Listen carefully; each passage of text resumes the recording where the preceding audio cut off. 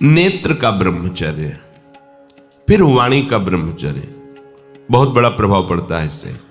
यदि आप जबान से अश्लील बातें, गंदी बातें, कामुक बातें करेंगे तो आप ब्रह्मचर्य रह ही नहीं सकते। अगर आप वाणी से परस्पर शरीर आकर्षण वाली बातें करेंगे, बट उसको देखा तुमने क्या, बस आप गए। चाहे वो स्त्री शरीरधारी साधक हो या पुरुष शरीरधारी, परस्पर आकर्षण संबंधी यदि वाणी खुली आपकी, तो वाणी के व्यभिचार से आपका जनेंद्री का व्यभिचार प्रारंभ हो जाएगा। आप रोक नहीं सकते, नहीं रोक सकते। इसलिए वाणी से भी कोई ऐसी वार्ता ना कीजिए जिससे आपके अंदर काम वेदना बढ़े।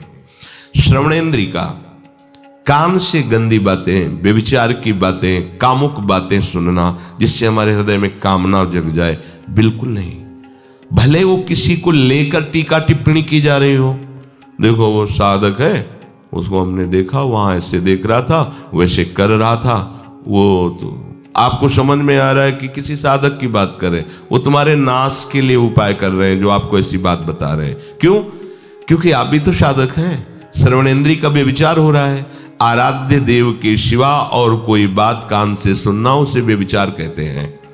इसलिए महाप्रभु कहते श्रवण फूटो जो अन्न सुनो। ऐसा हमारा अगर कान कुछ और सुने तो फूट जाए, नेत्र कुछ और देखें तो ये नेत्र नष्ट हो जाए, वाणी कुछ और बोले तो मुख हो जाए।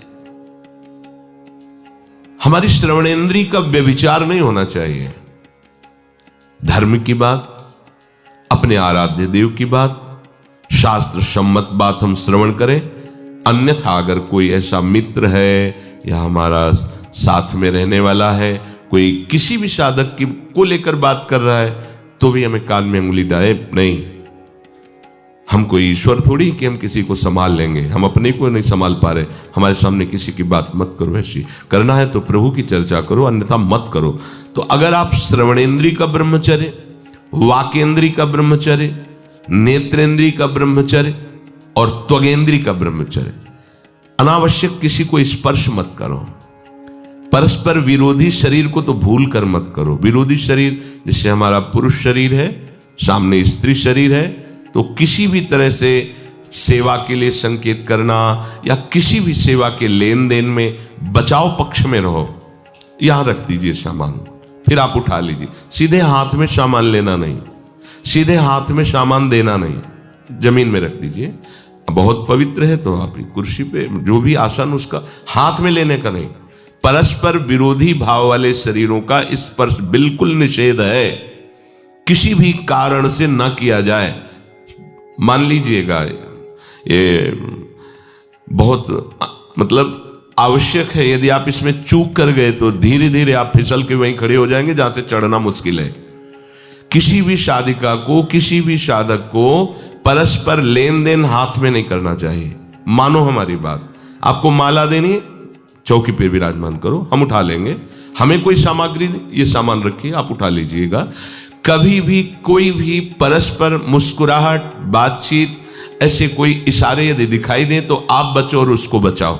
साधक है, साधिका है, उससे गलती हो सकती है, आपसे भी गलती हो सकती है। आप सत्संग सुनते हैं, आपको लगा कि इसकी मुस्कुराहट, इसकी कुछ चेष्टा ऐसी दिखाई दे रही है जो हमारे अंदर कामुकता पैदा कर सकती है, उसको भी बचाओ और स्वयं बचो, तो भगवान आप पर प्रसन्न हो जाएंगे। वो देख रहे हैं अंदर की बात। साधक को बहुत सावधान रहने की आवश्यकता। ये इसको खिलवाड़ मत समझो, इसीलिए कह रहे हैं ये अध्यात्म है, ये परमार्थ है।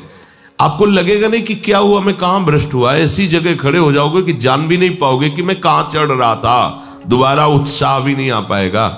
बात अच्छे से समझ लीजिए। तो हमारी त्वगेंद्री का व्यभिचार ना होने पावे, सहसा किसी का इस पर, किसी की भी अगर सेवा करने का सौभाग्य मिले, फिर उसमें ये प्रश्न नहीं उठता। अगर कोई गिरा पड़ा है, भला ऐसी स्थिति में कि मुझे अत्यंत आवश्यक है उसे उठाना, अगर नहीं उठाते तो वो कष्ट पा रहा, अचानक कोई गिर जाए, फिर हम ये नहीं देखेंगे, फिर ये हम सूत्र नहीं स्वीकार करेंगे कि अब हम तो ब्रह्मचारी हैं, अब हम खड़े खड़े देख नहीं। उसको अत्यंत आवश्यकता है हमारी। अब उस समय हम भूल गए अपने आप को और उसको उठा करके अगर हमें अस्पताल ले जाना, अस्पताल ले जाएंगे, जरूरत है हम उसकी सेवा करेंगे।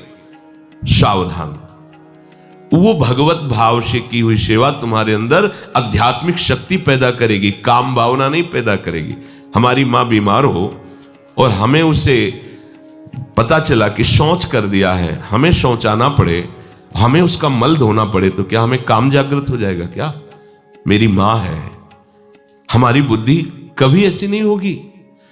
आपका पिता है और आप लड़की हो, कोई दूसरा रह नहीं गया और वो बीमार है, आपको ऐसी क्या काम जागृत हो जाएगा? क्या अगर ऐसी सेवा में काम जागृत होता तो कोई नर्स ही अस्पताल में नहीं होती। हर सेवा उसको करनी होती है, नर्स को, चाहे वो स्त्री शरीर हो चाहे पुरुष शरीर हो, परस्पर विरोधी शरीरों की सेवा, पर कहीं काम थोड़ी जागृत होता, क्योंकि उसको अपने सेवा धर्म से मतलब है। तो ये सेवा के समय इस सूत्र को न देखा जाए, पर ध्यान रखें, अत्यंत आवश्यक, जहां आपके सिवा नहीं हो सकता वहां अगर हमें ऐसा अवसर मिलता है कि सेवा उसे हो सकती है, तो हम पहले उसे प्रेरित करेंगे। और अगर ऐसा है कि अब कोई नहीं है, फिर हमारा परम धर्म जागृत हो जाता है परहित का। अगर हमारा कोई निंदा भी करे, कोई शरीर की भी हानि हो जाए, अब हम परवाह नहीं करते। परहित सरिस धर्म नहीं भाई, इससे बड़ा कोई धर्म नहीं है। पर ध्यान रखें, भगवान को साक्षी करके ये उस समय की बात है जहां बिल्कुल कोई अब गुंजाइश नहीं रह गई है।